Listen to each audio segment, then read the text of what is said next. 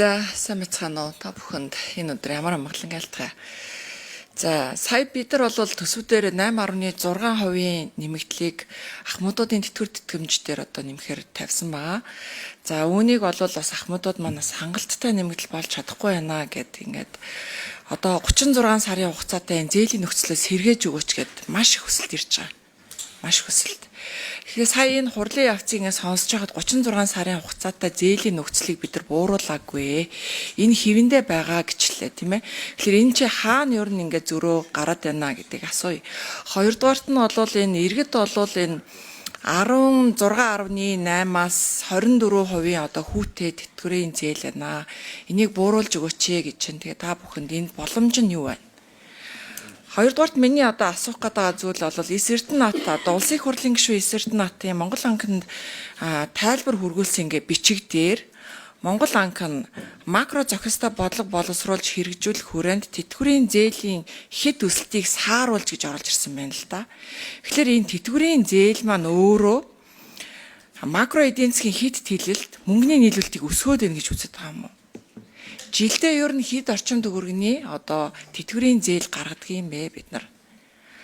За цаашлаад бас тэтгэврийн зээлд 150% эрсдлийн жинг тогтоож ажиллаж байна гэж байгаа. Энэ тэтгэврийн зээлийн эргэн төлөлт бол хамгийн сайн өндөр эргэн төлөлттэй байдаг. Яагаад ийм өндөр эрсдэлтэй зээл 150% тогтоож байна? Энэ өөр арилжааны банкудад асар их зардалтай орж ирж байгаа л да. Яагаад тэгэхээр арилжааны банкуд чи үүнд зориулж заавал байлгах нөөц зохист харьцааг өсгөх хэрэгтэй болдог.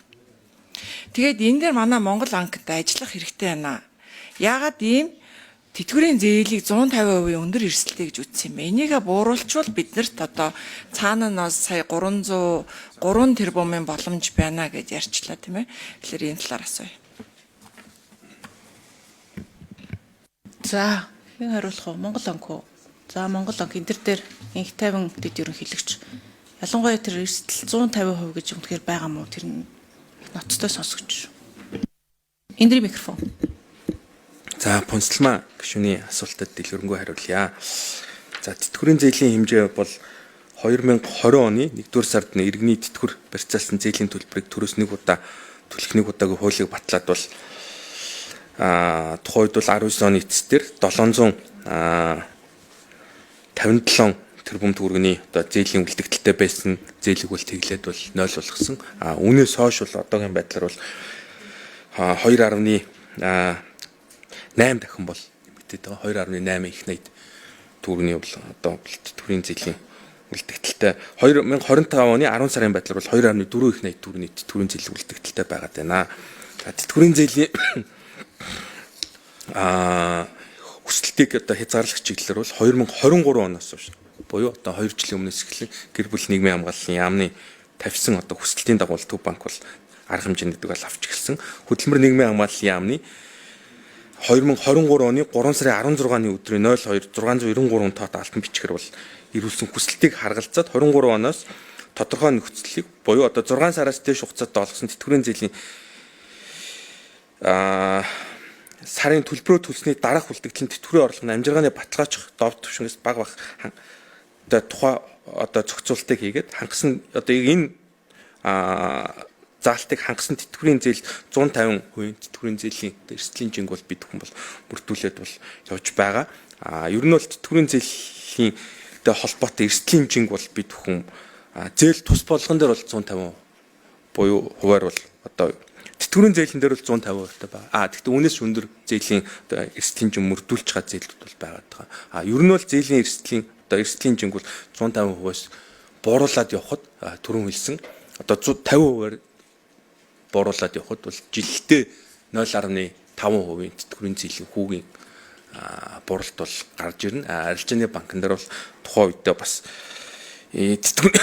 үр орлогын харьцаатай болон заавал байх нөөцдөр нь өөрчлөлт ороо явсан тохиолдолд бол 300 орчим тэрбум төгрөгийн их үсэр бол тооцогдоод нэмэлтээр гараа явах бол боломжтой байгаад байгаа. Гэхдээ нэг зүйлийг бас ингээд хэлэхэд хэрвээ бид бүхэн бол тэтгэврийн зээлтэй холбоотойгоор одоо юу гэдэг эрсдлийн жинг ингээд бууруулад яваад үр орлогын харьцаа бол цуцалсан байгаад байгаа. Хэмжээнд дээр нь арилжааны банкуд бол бас ингээд 36 сараар олгоод явхад бол арилжааны банкуд бол бас өөрсдийн үр орлогын харьцаагаа нэмэгдүүлэх ч юм уу тийм дотоод шийдвэр бол гаргахыг бол бас үүсэхгүй нөхцөл байдлаас хамаарат. Тэгэхээр энэ дээр бол илүү одоо айгу хамгийн боломжит уян хатан чиглэл нь бол их усүр чиглэлд нь л өөрчлөлт оруулах нь бол Төв банкны зүгээс хамгийн үр дүнтэй арга юм аа л гэдэг тийм шийдлийг бол танилцуулж байгаа. Зохицуултын арга хэмжээнээс илүүтэйгээр яг их усүр талд нь бид хүн нэмэлтээр арилжааны банкудад дэмжлэг үзүүлэх, их усүрийн зардлыг нь бууруулах чиглэлд арга хэмжээ авал хамгийн илүү үр дүнтэй яг иргэнд очих тийм үр нөлөө нь бол хамгийн өндөр байх юм байна л гэж бол Төв банкны зүгээс л харж байгаа. Зохицуултын дээр бол мэдээж бид хүмүүс тантай болон санал нэг байгаа. Энэ дээр бол бид хүмүүс зохицуулаад явах боломж нь бол нээлттэй. Гэхдээ энэ маань өөрөө бас яг иргэнд хүрж байгаа үр дүн болон үзүүлж байгаа нөлөө нь бас их усүртэйгээ харьцуулбал бас харьцангуй бага байх юм байна л гэж үзэж байна.